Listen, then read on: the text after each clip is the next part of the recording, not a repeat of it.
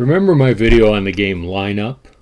I was talking about 3-in-a-row games, everything from the 9-hole games like hockey, tic-tac-toe, that sort of thing, up to the more sophisticated, more challenging games like Gomoku or Megiddo. Well, today I want to talk about a very ingenious incorporation of that in-a-row idea that was designed by Alexander Randolph.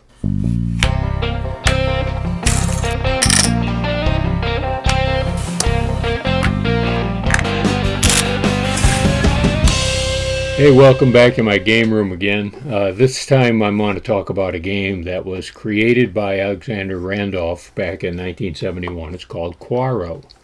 It is an in-a-row game, but a very interesting incarnation of that idea.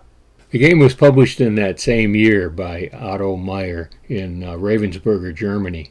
The English set of rules that came with the game called it a strategic game of colorful patterns which change at every stroke. And according to an early review of the game, Quaro successfully combines many of the good features of in-a-row games. The middle game is the most interesting phase, in which there are many opportunities to plan high-scoring turns. In 1974, Ravensburger included it in their Casino series of games, and in 1976, Hallmark published a copy of the game in a nice big box. They called it Counterpoint.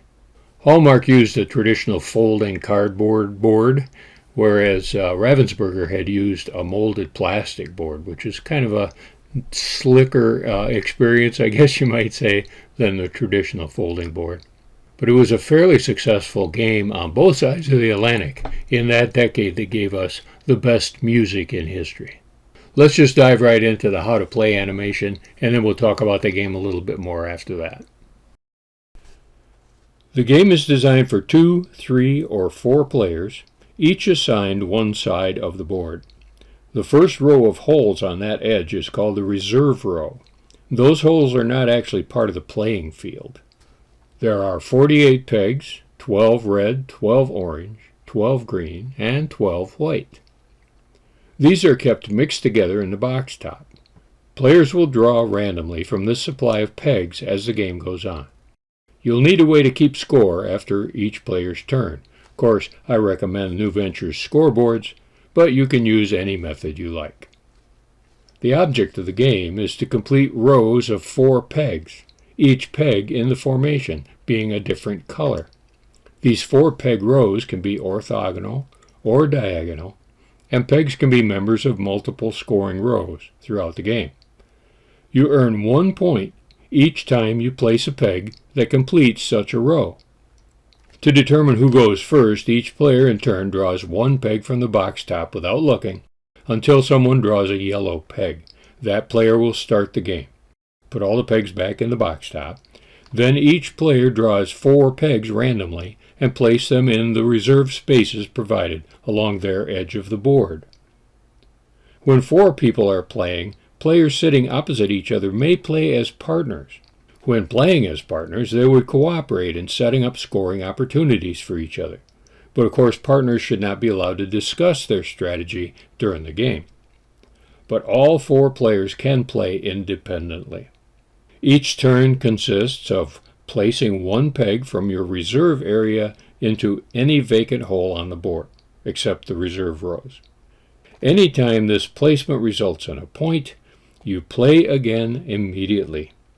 If that play also results in a point, you must continue to play until you can no longer score, or until all 4 of your reserved pegs have been used. When your turn is over, immediately draw as many pegs as it takes to fill your reserve row back up to 4. Then play passes to the next player leftward. A peg may be added to a row of 4 different colors to form a new sequence of 4 different colors. If the placement of 1 peg completes 2 different rows at the same time, you get a point for each row. It's even possible to score 3 points or more with the placement of 1 peg. You only get 1 bonus turn for each peg placed, not for each point scored. Points should be written down as they are earned, and partners are scored as a team. The game is over when all the holes on the board are filled. There are cases where it's obvious that nobody can form any more scoring rows, and that'll end the game as well. The winner is the player or team with the most points. Now here's my Quaro set. I've just set up some pegs in the reserve rows to show you what it looks like set up for 2 players. When you play 2 players, you still play the entire playing field, you just not these reserve rows on the sides. And again, the objective and the end game are the same. It's a good idea to keep track of what other players have in their reserve rows, because then you can kind of see what they're going to be able to play next, and there may be cases where you don't want to give them a point. But there are situations where that might set you up for even multiple points on a future turn, so it's a little tricky that way. Or like a lot of round-the-table type strategy games, you can kind of force the next player to have to play a certain peg to block at one of their opponents right there on their left. Now in 1971, there was a company in California called Entex, and they were making these little Lego-like building blocks. They were called lock blocks. As a matter of fact, they're still made in Japan. And this was a fairly successful product line for them for many years. It gave them an income stream that they could invest in other projects, and you may recognize that name, Entex. They were the leader in the little handheld electronic games for a long time. Their tagline was, "Games for the Discriminating Player." They published a version of Quaro in the early 1980s. They called it whatever this is. The Board Game Geek listing calls it the expletive game. I don't know how you do any better than that. It didn't do too well in the retail markets. I imagine that store owners didn't know where to put it, didn't know how to file it. How would you recommend something like that to somebody? It's that game with all those symbols that doesn't really seem to have a name. But it didn't survive very long.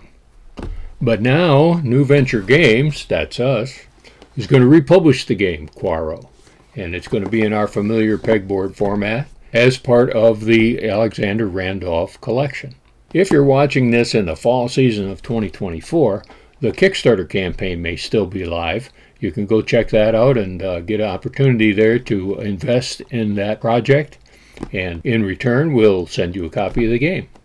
We're very happy to be able to include this game in our Alexander Randolph series and have it in our catalog. It's a very good little strategy game, especially in the 3 and 4 player category, and it really deserves to be a classic.